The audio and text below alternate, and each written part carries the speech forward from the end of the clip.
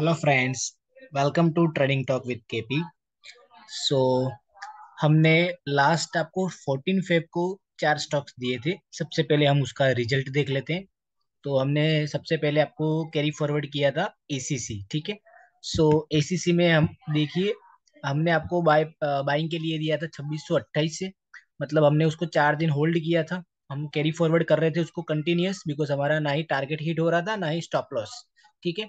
तो आप देखिए 16 फेब को हमारा फर्स्ट और सेकंड, ऑलमोस्ट सेकंड, आप देखिए फर्स्ट टारगेट 2700 था, सेकंड 2750 था, और 16 फेब को उसने हाई लगाया 2746.40। मतलब ऑलमोस्ट हमारा सेकंड टारगेट हिट हो चुका है, ठीक है। एसीसी में हमारा, जिसने भी इसमें एसीसी बाई किया है उसका ओवरऑल प्रॉफिट है। एसीसी के बाद हमारा दूसरा था टीसीएस, जो हम होल्ड कर रहे हैं। टीसीएस ये इन्वेस्टमेंट ग्रेड का स्टॉक से, अब देखिए वो लास्ट, मतलब 9 वर्किंग डे से साइडवेज ही है। ना ही वो अप जा रहा है ना ही डाउन जा रहा है, ठीक है। तो उसने ना ही अपना स्टॉप लॉस हिट किया है और ना ही टारगेट। तो आप इसे होल्ड रख सकते हो। और थर्ड था हमारा टेगा इंडस्ट्रीज।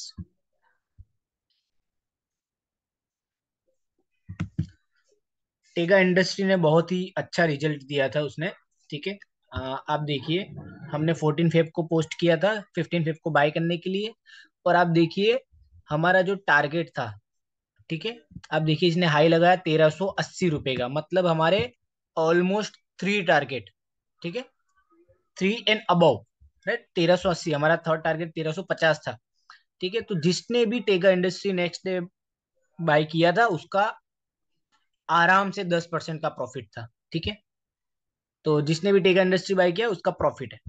और एक चीज याद रखनी है, मैं हमेशा रिपीट करता हूँ, अगर आप बिगिनर हो, आप स्विंग ट्रेडिंग मेरे साथ में फर्स्ट टाइम कर रहे हो, सीख रहे हो, तो एज ए बिगिनर आपको फर्स्ट और सेकंड टारगेट पर एग्जिट करना है, ठीक है। और उसके बाद में हमारा था आइडिया, फोर्थ, जो हम कैरी फॉरवर्ड कर रहे थे, वोडाफोन आइडिया लिमिटेड। तो आप देखिए, ये 14 फेब, ठीक है।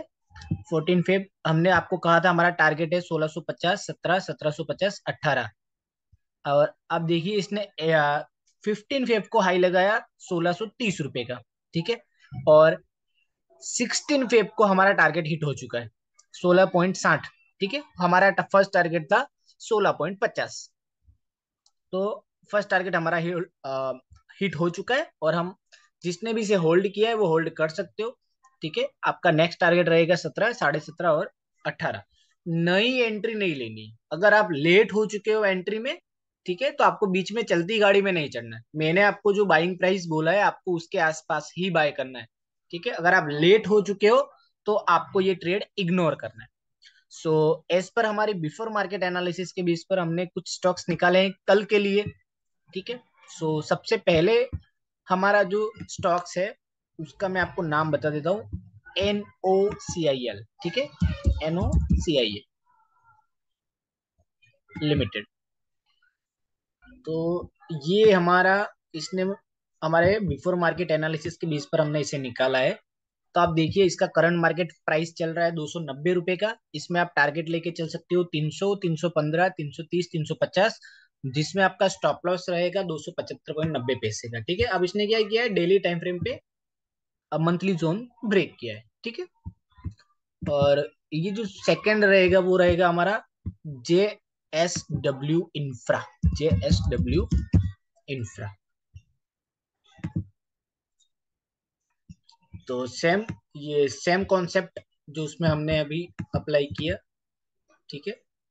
लेकिन ये क्या है, अब देखिए, इसका करंट मार्केट प्राइस चल रहा है 233 रुपए, जिसमें आपका स्टॉप लॉस रहेगा 219.50 का, जिसमें आप टारगेट लेके चल सकते हो 240, 250, 260, 270। और आप बिगिनर हो तो 250 तक आपको एग्जिट कर देना है, ठीक है। JSW इंफ्रा, जिसमें आप कल बाय कर सकते हो। And उसके बाद है हमारा डिक्सॉन। सो डिक्सॉन बहुत ही अच्छा स्टॉक्स है, डिक्सॉन टेक्नोलॉजी, ठीक है। तो डेफिनेटली एक इसका स्टॉक्स का प्राइस ज्यादा है, लेकिन अगर आप लेना चाहो तो आप इसे ले सकते हो, जिसमें आपको काफी अच्छे रिजल्ट मिल सकते हैं आने वाले टाइम में।